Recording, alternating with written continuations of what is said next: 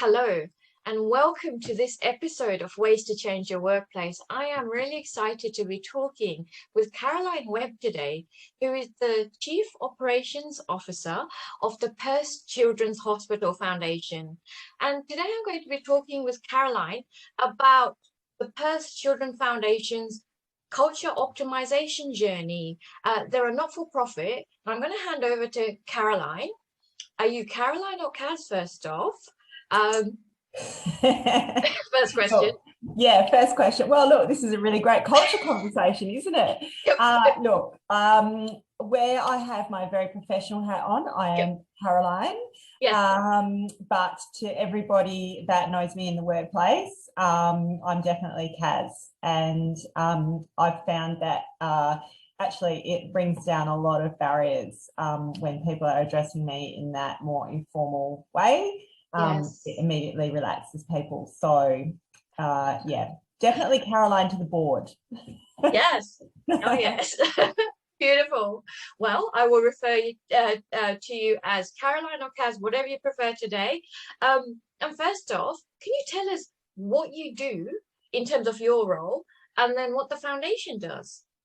Yeah, so the Perth Children's Hospital Foundation is the largest funder of child and adolescent health service after government, which is often surprising to people. So in the last 5 years, we've contributed about $92 million to the hospital. Yeah, wow. And next year, hopefully we'll be hitting that 100 million mark in grants. And all of that money goes towards funding world-class care that comes from things like really innovative world-class technology, so lots of world-first technology, bringing in a lot of world-class expertise from overseas. So we're attracting some amazing researchers and clinicians. Positive patient experiences, which are things like art therapies, music therapies. The Kids Bridge is a really good example. And research, so cutting edge research that really is translational. So we take research from the lab to the bedside. And what have I missed? Oh, innovative training and expertise. And that's super important because it makes sure that we have the next generation of clinicians that are better than the last, effectively. So we're building capacity here in WA and globally. Beautiful. So talking about globally, Kaz, we have a lot of global listeners. From their perspective, in terms of the Perth Children's Hospital itself, it's really cutting edge. Can you just tell us about how old it is, how it came about, and just it's such a beautiful space to enter. Just a little bit more context from the global perspective, if you could, please. Yeah, so the Perth Children's Hospital itself used to be known as the Princess Margaret Hospital, and now testing me, maybe 6 or 7 years ago, we formed the Perth Children's Hospital, so they changed site, and the incredible infrastructure you see today was brought about. So a beautiful, modern, world-class in terms of research, clinicians and care for the kids. You know, the Perth Children's Hospital Foundation is right there on the front line. So we're in the hospital with the kids and we're really close to the clinicians and researchers, so we can see what's really needed from a funding point of view, and our donors then are able to really get in and on the front line with us and fund those things that take us from great to world class. And from a not-for-profit perspective, it must be so pleasing and for yourselves and your whole organization to actually be located where your customers, where your main stakeholders are. Yeah, it's a real privilege actually, and it gives us a real sense of purpose. And you know, when you're talking about brand purpose and cultural purpose, one of the things that everybody who works at the foundation is 100% clear on is why we come to work every day, because we see it. And that's invaluable. You are not removed from it at all, and it's a very unique position that the foundation is in, to be able to do that every day. Yeah, beautiful. Now, Kaz, I know we've been working on all things culture optimization over a long, long time. Can I ask my first question? So what drove the Perth Children's Hospital Foundation to actually start to focus, over the past few years on their organizational culture? Yeah, a couple of things. About probably 2 years ago, when I came into the foundation, I came in as the head of marketing, and I have a very strong background in brand development and the cultural piece around that. So for me, we were talking about developing a new brand, and a really integral part of brand is making sure that, brand is embedded consistently through the organisation. It's not just about a logo. Yes. And everything that staff do really needs to ensure that they are representing our brand and are living and breathing our brand. And also, I think what a lot of organisations perhaps forget is that you can't have a brand that has specific values and a organisation that has different values. The brand values and the organisation's values need to be one and the same. And so it was a really sort of good conversation to start in terms of, if we're talking about our brand values, well, what's our cultural values here? What's our organisational values? And how do we make sure, are they right? Like, are they still right? And then how do we align our brand to that so that our brand is authentic and truthful? So that was the first part of it. But then when we started also the 5-year strategic planning process with the board, one of the things that the board were really, really keen on, and kudos to them, because there's not many boards that really come out with this, is that one of their key strategic pillars was people. So they knew, and so did we as an executive and our CEO Carrick, that people are integral to everything that we do, and we can't achieve our strategic plan and objectives unless we have the right people in the right roles helping us steer that ship. So that's when we said, okay, well, out of our 4 main pillars of strategy, so brand was one of them, and people was another, that we really needed to look at what our cultural strategy was, and what sort of work we needed to do around that. Absolutely. So that's really where it kicked off. Yeah. So we had a real blank slate essentially to work off, and I think you joining the foundation has just been amazing. So with the expertise that you bring, not only with marketing, but you understand the whole employee value proposition aspect and how your brand and your culture are 2 in 1, essentially, Can I ask, so what kind of things did you want to focus on? And then what kind of stuff have we worked on since, from your perspective? What's worked, and what have you really gained from the work that we've been up to? Well, I think, one of the things we're really cognizant of, and, your experience tells you, in that brand isn't something that is a strategy, culture isn't something that you can put on paper as a strategy that you can sort of set and forget, or tick the box and say, we've done a culture strategy, hooray for us, let's move on. And it certainly doesn't work if you get a team of strategists in a room who put all these lovely roadmaps down on paper and give it to staff and say, here's your culture, here you go, go you.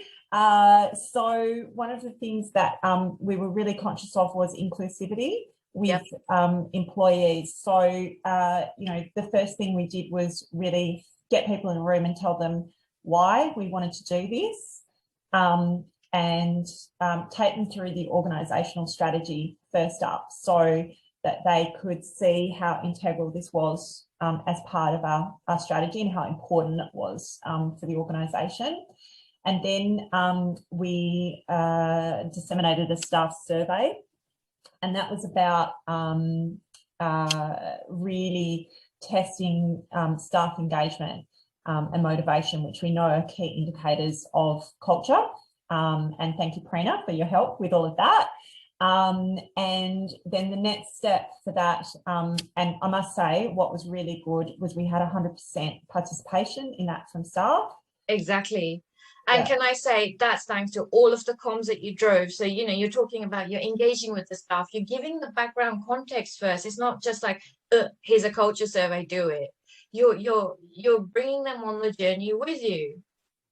Yeah, and that's super important, because anybody who was feeling resistant or unsure as to how, you know, how that psychological safety around giving an opinion, people felt really safe. And I mean, you saw that as well in terms of the level of their, you know, qualitative responses.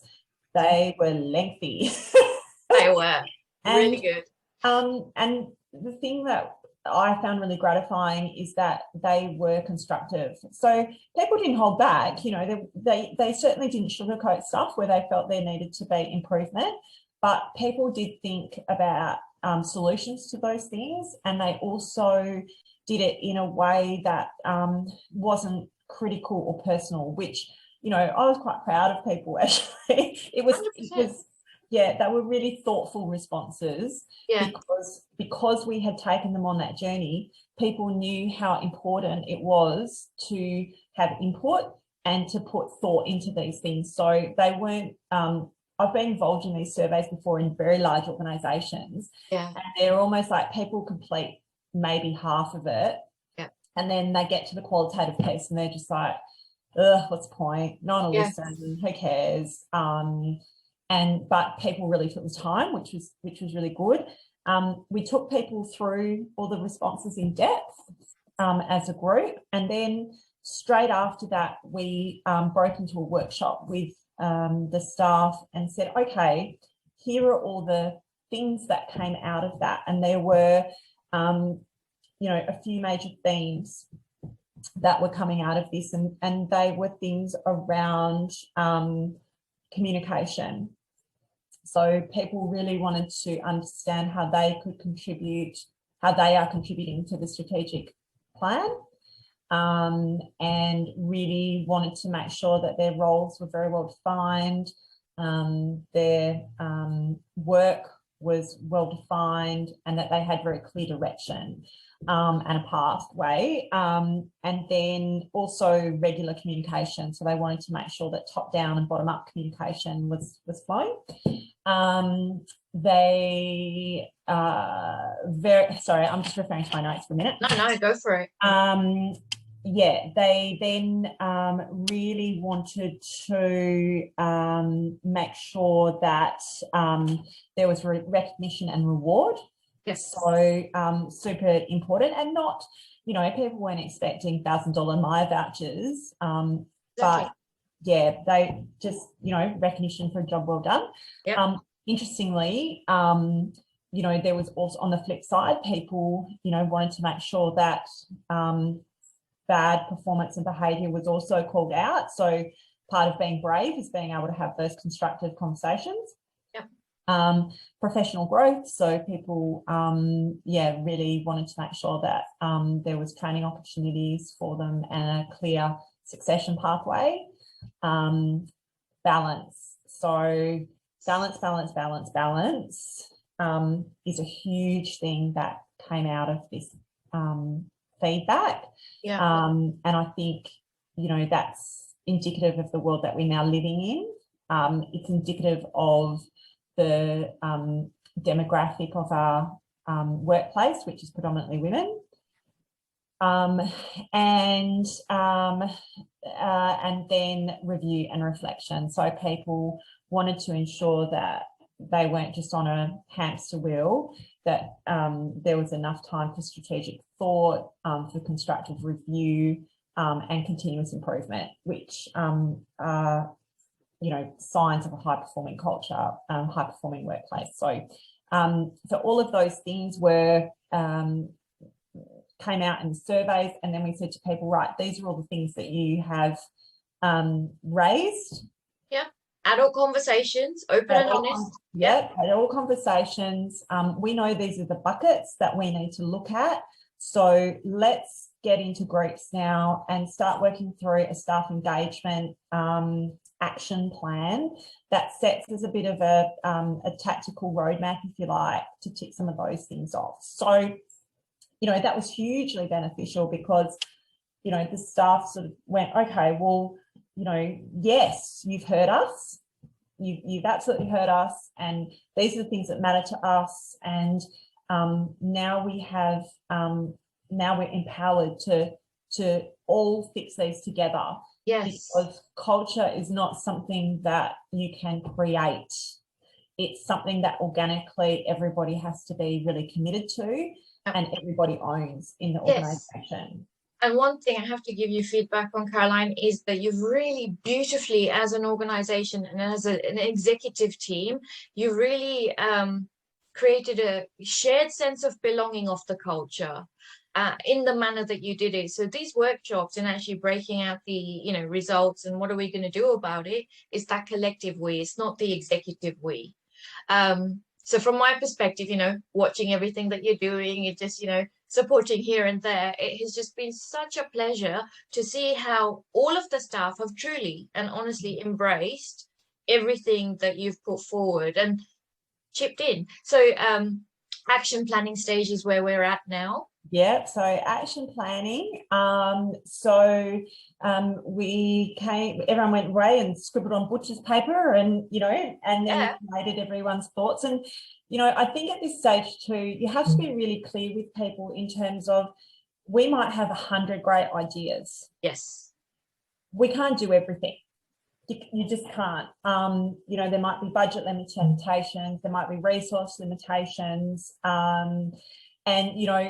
or some of them might be, countercultural inadvertently, or they might not fit with our strategic planning.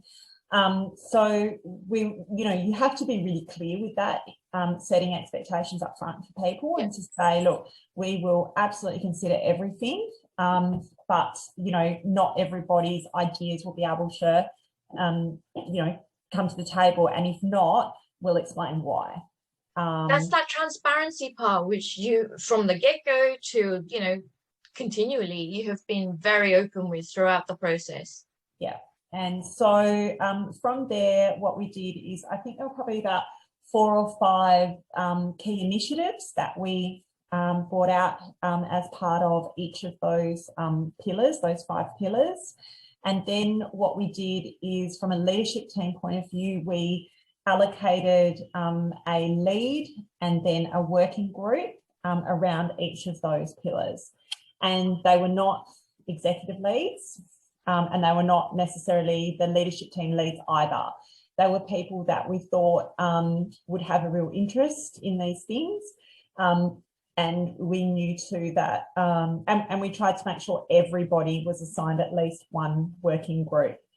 So that people felt involved. And then once we've done that, we also said to people, here's kind of who we think, but if we've got it a bit wrong, go for it. Like, happy for you to jump ship, happy for you to self-nominate if you want to do more than one thing. Yeah. And we'd like you now, whoever is the team lead, to go and initiate some group meetings and start working with your teams to progress those initiatives. And then at the end of the financial year, when we took our team out to go and celebrate with a glass of bubbles, because we had another record year, which was amazing, we launched one of the first pieces of the action plan, which was part of the work-life balance initiative, and it was the wellness program. Beautiful. And I know you've got loads in the pipeline as well. So as you said, it's not a set and forget kind of piece of work. It's an ongoing piece of work. I know you have a beautiful strategy document as well to, address all things culture. And Kaz, I find a lot of organizations go from do the survey, get the results, straight to strategy without that middle piece and the engagement and the transparency. And I think, it's even more difficult as a not-for-profit because you've got budget constraints, all of the other constraints that you talked about, and the fact that you're on the ground, you have to deliver to your stakeholders as well, who are right there next to you. And for an organization to actually focus the time and effort and energy on your culture has just been beautiful to see. So where are you at currently in terms of your culture journey?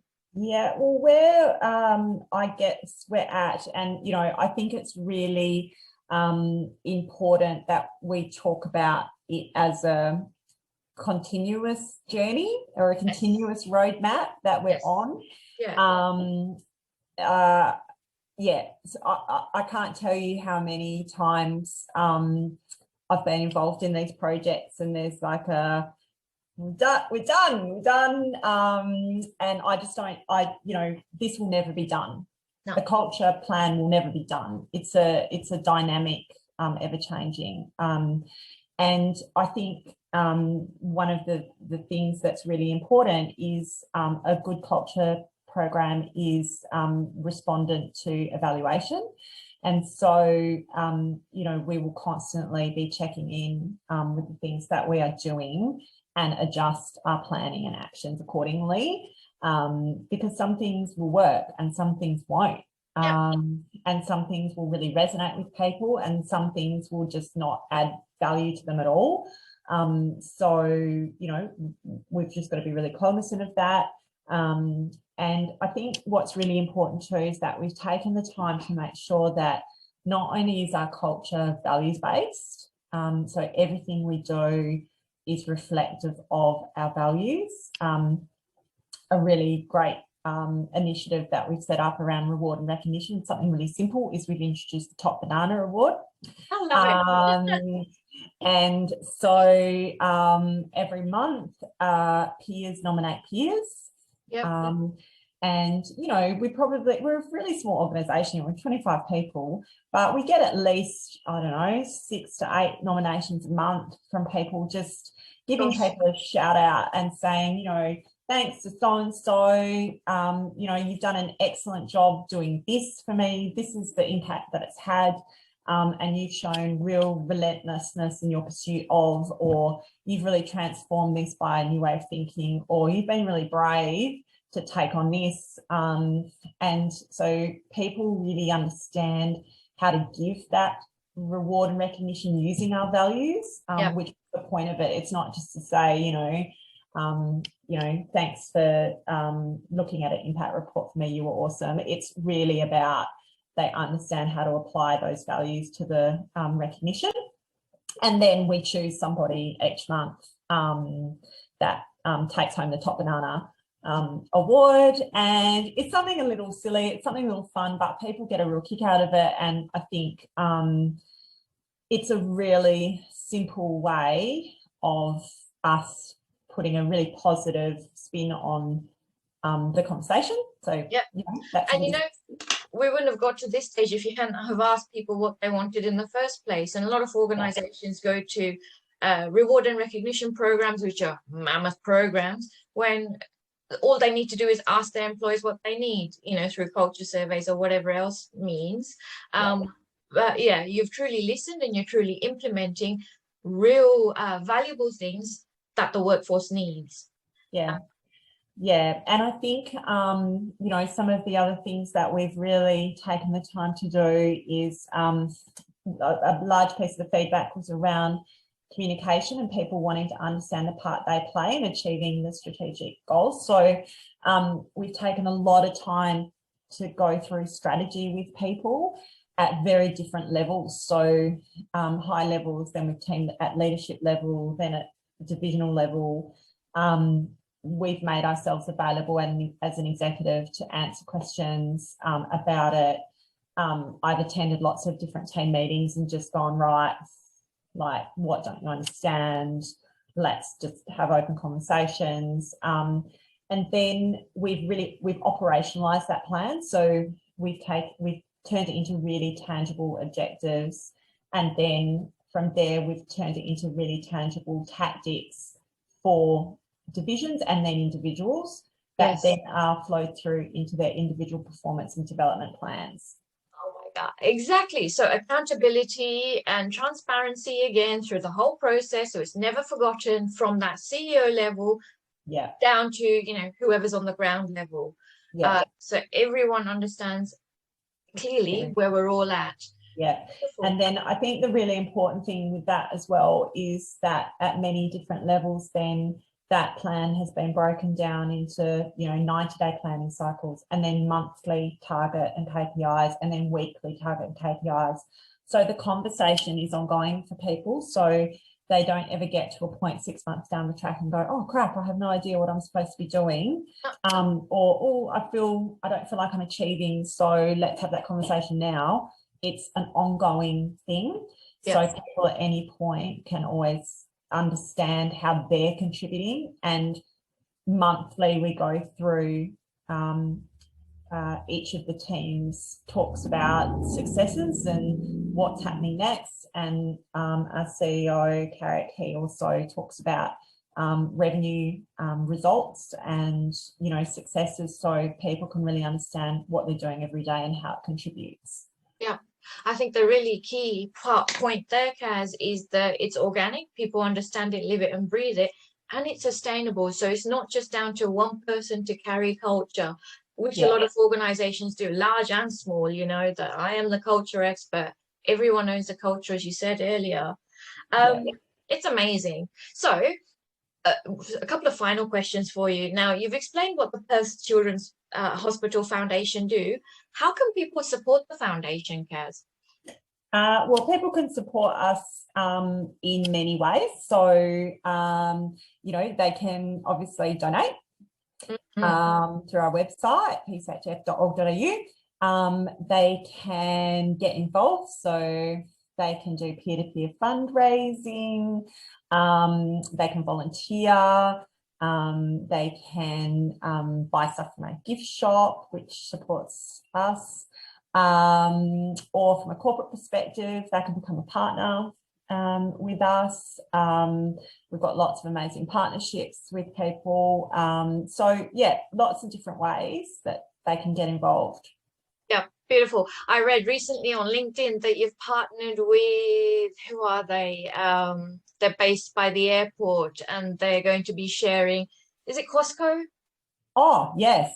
Yeah. Can you just share an example of that for, you know, for organizations you're thinking, how do I get involved? So this is an example, please. Yeah. So Costco, BW, Coles, Officeworks, we do token campaigns with them effectively. So, or Officeworks, we do roundup campaigns. So people can go to the counter and buy a $2 or $5 token, and all of the proceeds go towards the foundation to help fund world-class care for kids. So amazing. I love the work that you do. Thank you.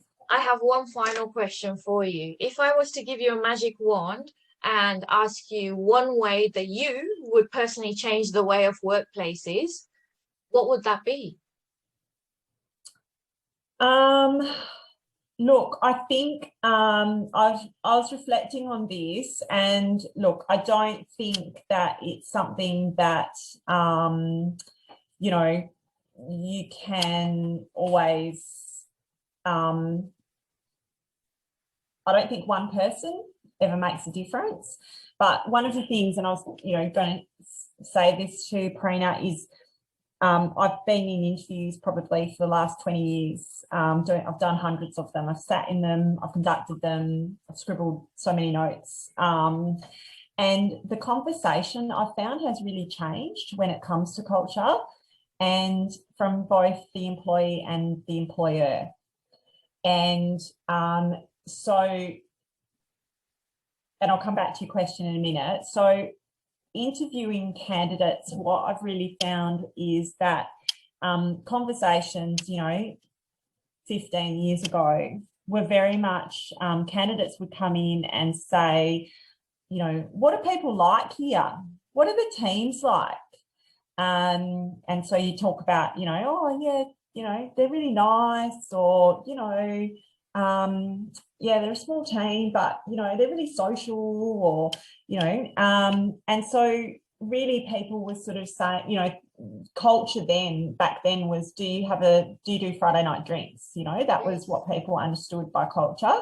Yeah. And then I found probably, maybe 5 years, 10 years ago, people started with, employers would come in and say, do you have a good culture? And, you'd sit there and you'd think, well, what does good mean to you? Because what good means to you is very different. Some people might walk into Google, which people go, oh, they've got a great culture because they play pool and they have like vegan water and it's all awesome. Let's get on that climbing wall. To some people, that's their worst nightmare. Yeah.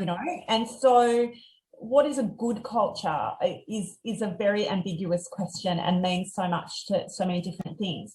But now what I'm finding is that the question that people are asking most is, what is your culture like? Yes. And so the sophistication of people's understanding of that has really progressed. And I think it's definitely become more important than the job itself for people. So I'm seeing candidates now that are prepared to take, salary drops in salary for a place that they have psychological safety and they feel like it's purposeful. Yeah. And, from our brand point of view, you can't get a brand that's more purposeful. And people really understand why they come to work every day when they walk through those doors. And so that's driving a lot of the culture conversation. But from a employer point of view, it's really flipped as well. So the questions that we are asking people are, have gone from, will they be able to do the job? So if you thought about your question sets, yeah, it was probably 90% weighted to very technical aspects of the job. And then 10% of, would they fit in here? Or, are they a dickhead? Yes or no. But then it sort of went to, are they a good cultural fit? But that conversation was more around, will they fit into the current way we do things? Will they fit into how we're doing, our current culture, how we think as, our culture is? And then I think now the conversation is more, will they actively contribute to our desired culture, or will they derail or disrupt it?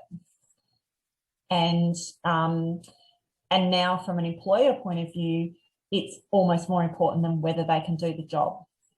So from both an employer and employee point of view, this whole notion of culture and brand is just critical to getting the right people and retaining them. And it's almost from an employer point of view, you have to sell yourself. It's not so much the... Thank you. Yes. Yeah. And you have to convince people that when they're walking in the door, what they get is what was promised to them, and that's your brand promise as well as your employee value proposition promise. And I guess my magic wand, going back to your original question, is that this is really understood across all aspects of the business, because one wrong hire can disrupt years of work, and one wrong leader with one transaction or one action can completely undermine everything that you have done. And so it's just super important that people that are coming into your organisation understand it, but also are committed to it and have brought into work. Beautiful. Thank you so much, Caroline. It's always a pleasure talking with you, and such a pleasure working with Carrick, yourself, and the whole organisation. You're beautiful as an organisation. Thank you. Thanks, Prina.